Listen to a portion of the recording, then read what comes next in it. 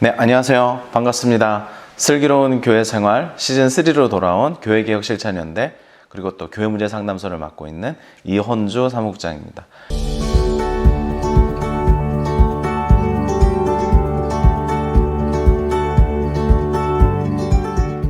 슬기로운 교회 생활 시즌3 그 첫 번째는요, 교회에서 재정 문제가 발생됐을 때를 이야기 나누고자 합니다.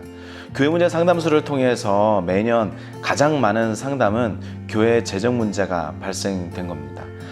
재정 문제가 일어났을 때 어떻게 처리하면 좋고 또 어떤 일들이 필요한지 여러분들과 함께 이야기 나누도록 하겠습니다.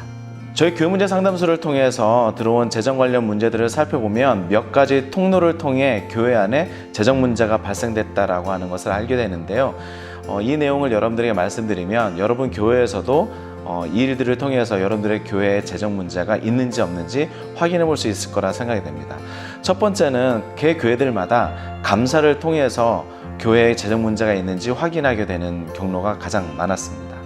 두 번째는 공동의회 재정 보고서를 통해서 꼼꼼하게 살펴본 결과 우리 교회에 재정 문제가 불투명한 부분이 있구나 라고 하는 것을 발견하는 분들이 계셨고요. 세 번째는 특별한 사업이 진행됐을 경우 교회 리모델링을 했다거나 아니면 음향이나 영상 장비를 바꿨다라거나 여러 가지 특별한 사업을 통한 어떤 그 재정에 관련된 내용들을 확인하고자 할 때 그 가운데서 불투명한 부분들을 발견해야 되는 사례들도 많았습니다. 마지막으로 목회자 은퇴 시기 혹은 목회자가 이제 이취임식 하는 시기에 새로운 목회자 혹은 은퇴 목회자에 대한 여러 가지 예우들을 생각하면서 재정 문제를 점검하는 것 가운데 개 교회가 재정 문제가 있었음을 발견하는 경우들이 꽤 있었습니다. 이 네 가지 사항들을 생각해 두신다라고 한다면 여러분 교회에서도 감사를 통해서 또 공동의회 재정 보고를 통해서 또 특별한 사업들이 진행됐을 때 이에 대한 재정 보고를 꼼꼼하게 확인하는 것, 그리고 목회자 이취임에 관련돼서 준비하게 될 때 교회 재정에 대해서 관심을 가져주시고 그 가운데 우리 교회는 재정 문제가 없는지 여러분들 살펴보시면 좋을 것 같습니다. 교회 안에 재정 문제가 발견되었을 때 가장 먼저 준비해야 될 것은요, 재정장부와 통장입니다. 재정장부와 통장을 성도님들이 확보하기가 쉽지는 않은데요. 그럼에도 불구하고 이후에 논의를 진행하기 위해서는 재정장부와 통장을 통해서 교회 안에 재정 문제가 확실하게 사실적 근거 혹은 증빙 자료가 이런 증빙 자료를 통해서 문제가 있다라고 하는 것을 논리적으로 이야기할 수 있을 겁니다. 두 번째로는 재적교인 정리를 하는 부분입니다. 근래 들어서는 재석교인 혹은 투표수를 통해서 교회 안의 재정 문제나 아니면 부동산 문제를 해결하는 경우가 많은데요. 일단은 교회 공동의회의 재석교인 또 혹은 재적교인을 확인하는 일, 이 두 가지 일은 꼭 확인해 두시면 좋을 것 같습니다. 먼저는 재정장부와 통장을 확보하는 것, 두 번째는 우리 교회 공동의회 재적교인 혹은 재석교인이 얼마나 되는지를 여러분 꼭 확인해 주십시오. 재정장부와 통장을 확보하기가 사실 쉽지가 않습니다. 보여주지 않는 경우들이 의외로 많죠. 왜냐하면 재정 문제를 일으키는 사람들이 대부분 교회 담임 목사이거나 혹은 당회가 되는 경우들이 많기 때문에 그렇습니다. 재정장부를 보여주지 않을 경우에는 재정장부 열람 및 등사 가처분 소송을 통해서 재정장부를 확보할 수 있습니다. 물론 소송을 한다라고 해서 다 승소하고 다 확인할 수 있는 것은 아닙니다. 공적이고 또 공공성이 있는지도 확인하니까요. 이 부분에 있어서는 법조인의 도움을 받으시는 게 좋겠다 생각이 듭니다. 어떻게든 재정장부와 통장을 여러분 확보하게 되면 스캔본을 가지고 이후에 교회에 일어난 재정 문제에 대해서 좀 더 논리적으로 그리고 확실한 근거를 통해서 여러분들이 문제 제기를 할 수 있을 거라 생각이 됩니다. 두 번째는 재적교인인데요. 재적교인의 중요한 것은 이후에 재정 문제를 다룰 때에 공동의회 혹은 교인총회 혹은 사무총회라고 불리는, 감리교는 당회라고 불리는 이 교인들의 총회에 관련된 내용입니다.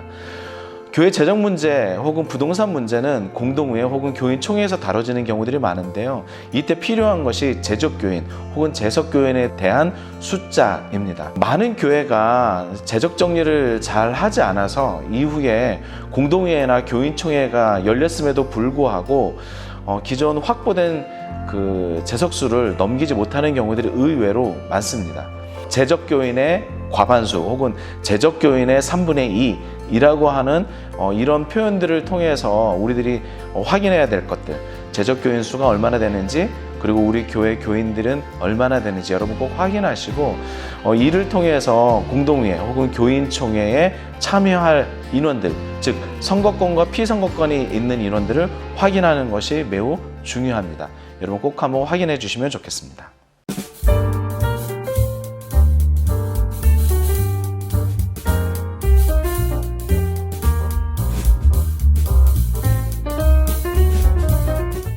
재정 문제가 일어나면 매우 어렵습니다. 이것들을 확인하는 분야도 되게 어렵고 횡령과 배임으로 형사사건으로 가는 것도 쉽지 않고요. 민사사건으로 많이 처리하긴 하지만 그렇게 될 때 2년에서 3년 동안의 긴 시간 동안 소송을 진행해야 하기도 합니다. 가장 중요한 것은 예방하는 것이죠. 서두에 말씀드렸다시피 여러 가지 감사를 통해서 그리고 공동회 재정보고를 통해서 여러분들이 잘 예방할 수 있을 거라 생각됩니다. 정기적인 감사를 하시고요. 또 연말이 되면 예결산위원회가 있게 되는데 예결산위원회도 꼼꼼히 챙겨보시면 좋겠습니다.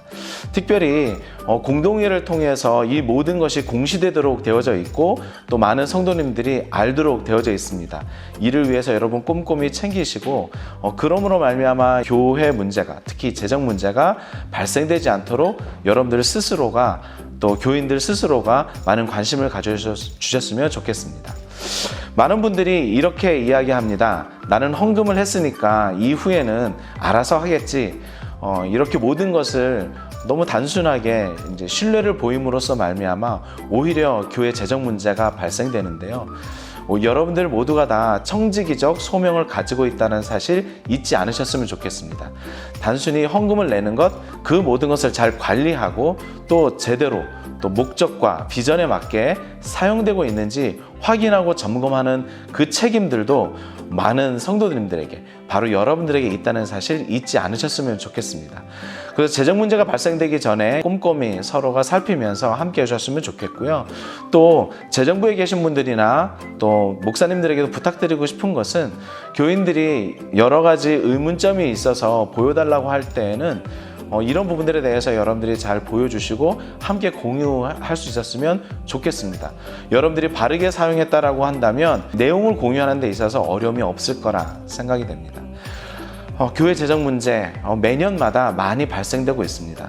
조금이나마 예방하고 또 문제가 발생됐다라고 한다면 적법하게 정당하게 문제를 해결하는 것을 통해서 한국교회의 많은 재정 문제가 이제는 사라지기를 기대해 봅니다. 우리 다음 시간에 또 뵙도록 하겠습니다. 감사합니다.